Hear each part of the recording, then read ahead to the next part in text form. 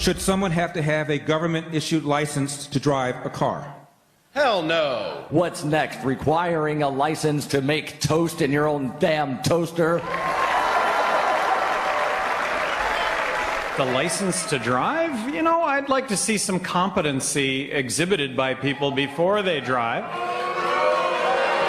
Whenever the libertarians come out en masse, you know something unhinged is about to happen. Have stricter gun laws? Test to drive a car? Do you think you don't have to have an IQ test to have a gun, do you? Well, you actually have to take a test to drive a car. You need to learn how to drive it safely. You think you're smart enough because you took a test. Did you pass a driver's test to drive? No.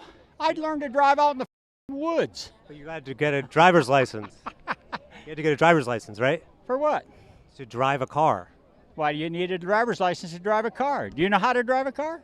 You have to have one to drive a car, though. That's it's the law. Suggestion. Regardless of whether or not this guy identifies as a libertarian or knows who they are, he still echoes their core, defining belief. The individual is always more important than the collective. The good liars have sparred with these folks on numerous occasions before, and they were back in action again at the recent Libertarian National Convention that featured the likes of this dude. Shut down the FBI.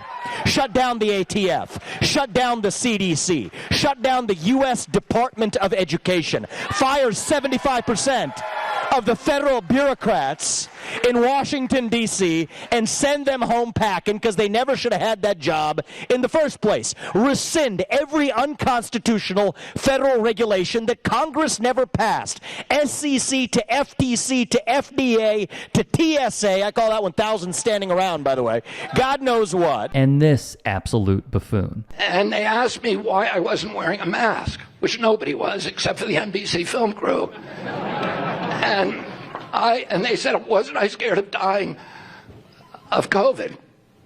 And I said to them, there's a lot worse things than dying. And they said to me, like what? And I said, like living like a slave. But the real stars of the show weren't the guest speakers, but rather the audience members in attendance and how they reacted to the speakers. Well, what are your thoughts on Donald Trump speaking here tomorrow? I can't repeat what I'm thinking. It sounds like it's not a good thing, though. It was ridiculous. He has his own platforms. He doesn't need ours. We pay for our own mics. We pay for our own dais. We pay for our own conventions. He has his own. How do you feel about Donald Trump speaking at the Libertarian National Convention?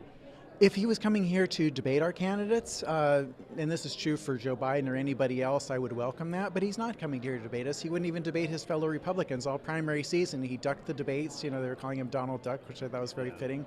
If you could give a message to Donald Trump, what would it be? Go away. And why are you angry that Trump's going to be featured here? It's insulting that, you know, one of our opponents, especially from the duopoly, is taking up our convention space. Yeah.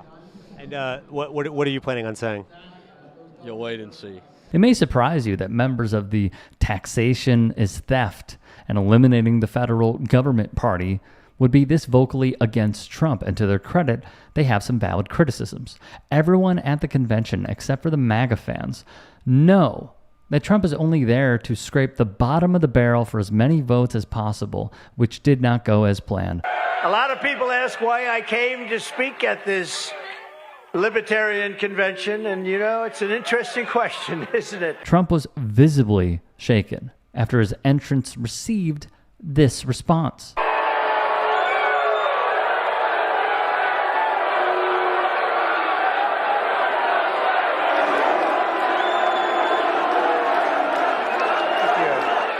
And the boo birds kept coming after him over and over and over again. Anyone can talk about defending freedom, but I've actually put everything on the line to resist these despots and these stuff.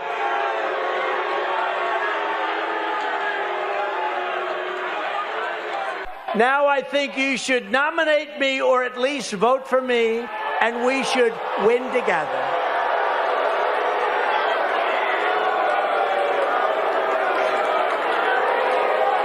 You heard those words. Nominate me or vote. Vote for me. Because the Libertarians want to vote for me, and most of them will. And it's very important. Nothing says these people will vote for me quite like getting booed and heckled by the most active and involved members of the party's base. You can even tell from Trump's voice that he doesn't believe his own sales pitch and is feeling the weight of the hostile crowd, much different than the usual high-energy screeds he usually goes on at his own rallies. In this election, we need your help. We need your support. When I'm in the White House, you will always find an open door to the Oval Office. Trump is acting exactly like his cult members do here, pouting and whining when things don't go their way and eventually snapping when it becomes too much for them to handle.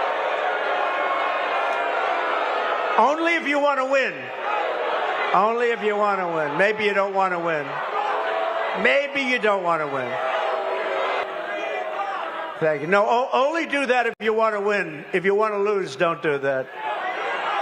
Keep getting your 3% every 4 years.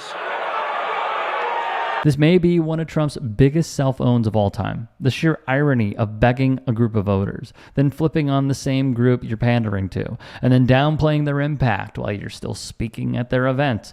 It's a perfect encapsulation of the clown show, of our entire political system, and how it has always been. If you can and are willing, please become a paid member here at TYT Sports. And or go to tyt.com/join. In addition, you can follow me on Twitter, Instagram, and TikTok. Appreciate it. Have a great day.